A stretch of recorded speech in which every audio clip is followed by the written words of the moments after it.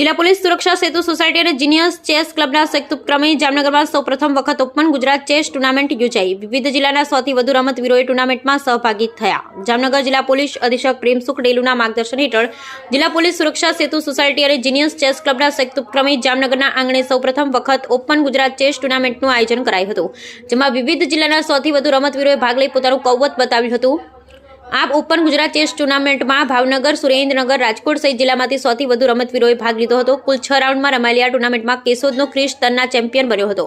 સુરેન્દ્રનગરથી પંકજભાઈ પંચોલી તથા chief arbiter તરીકે જયસિંહ નિગાંધીએ સેવા આપી હતી। કાર્યક્રમના ઇનામ વિતરણ સમારોહમાં ધારાસભ્ય દિવેશભાઈ અકબરી તથા કાર્યક્રમના મુખ્ય સ્પોન્સર જાનકી મોટર્નિટી એન્ડ ચિલ્ડ્રન હોસ્પિટલના ડોક્ટર નિધિબેન કાનાણી તથા પાર્થભાઈ કાનાણી હસ્તે ખેલાડીઓને રોકડ પુરસ્કાર, શિલ્ડ અને મેડલ એનાયત કરાયા હતા। કાર્યક્રમમાં અતિથિ તરીકે ડીકેવી કોલેજના principal Shri doctor Paresh Banugariya, doctor Kamleshbhai Vishani, Kamleshbhai Shukla, doctor Mehulbhai Barai, Girishbhai Amethiya, Dayaljibhai Bharatiya, Kishorbhai Majithia, Kamleshbhai Sanghani, Suraksha Setu સોસાયટીના હરેશ રંગપરા, રામજીભાઈ સાખટ વગેરે મહાનુભાવ ઉપસ્થિત રહ્યા હતા।